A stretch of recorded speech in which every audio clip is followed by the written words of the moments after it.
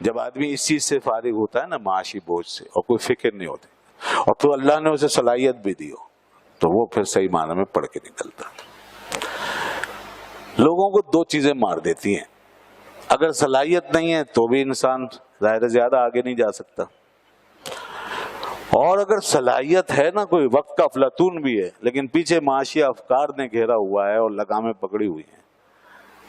تو بھی اس کا کام نہیں بن سکتا، وہ بیچارہ اسی میں گھر کے مر جائے گا۔ ایسے بہت لوگ ہیں جو ضائع ہو جاتے ہیں۔ اس لیے ہم آپ سے کہتے ہیں، یہ جو بچے ہمارے پاس آتے ہیں نا آج، یہ امام اعظم حنیفہ رحمۃ اللہ علیہ کی میراث سیکھنے آتے ہیں۔ اب یہ مستقبل میں وارث بننے والے ہیں ان ہستیوں کے،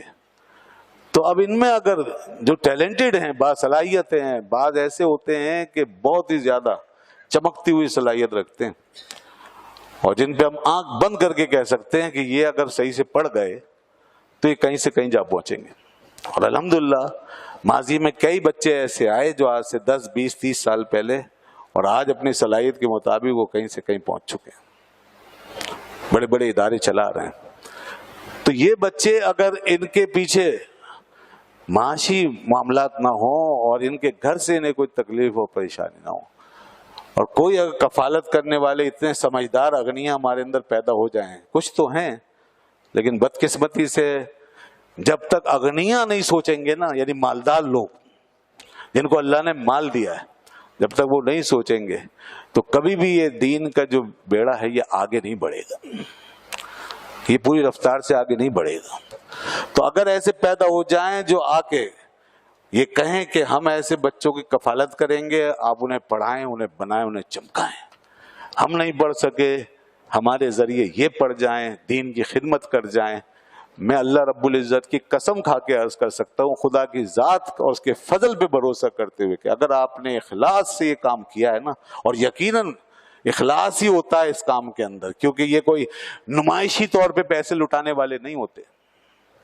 یہ دکھا دکھا کے وہ نعت خوانوں پر اور آج کل کے پروفیشنل مولویوں پر اس طرح اسٹیجوں پہ کھڑے ہو کر دکھانے والے، وہ تو پھر کہاں اخلاص کہاں؟ یہ مخلص لوگ خاموشی سے آ کے جب یہ کام کر جاتے ہیں نا تو اخلاص ہے۔ اور میں اللہ کی ذات پہ، اس کے فضل پہ بھروسہ کر کے کہہ رہا ہوں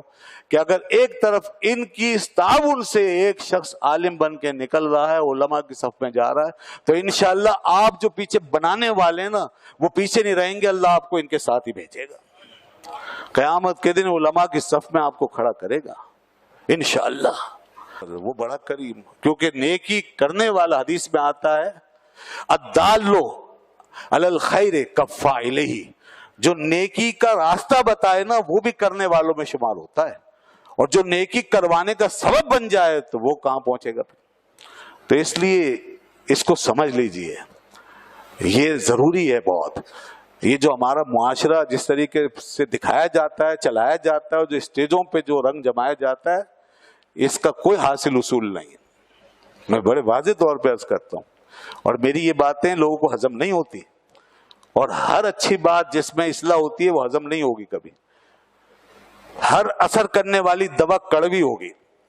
سرجری بہت خطرناک ہوگی، کڑوی ہوگی، اس میں کاٹ پیٹ ہوتی ہے، تو یہ جو اصلاح ہوتی ہے نا، یہ سرجری کی طرح ہوتی ہے، یہ کڑوی دواؤں کی طرح ہوتی ہے۔ تو اس لیے لوگوں کو ہضم نہیں ہوتی یہ باتیں، کیونکہ مفاد پرست لوگوں کا فائدہ اسی میں ہی ہے کہ ہمیں ایک ایک محفل سے لاکھوں روپے کی آمدنیاں ہوں، اور ایسے ہی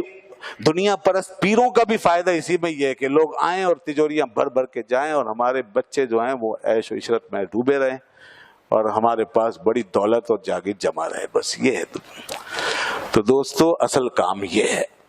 دکھاوے کے کام چھوڑیے۔ اللہ نے اگر آپ کو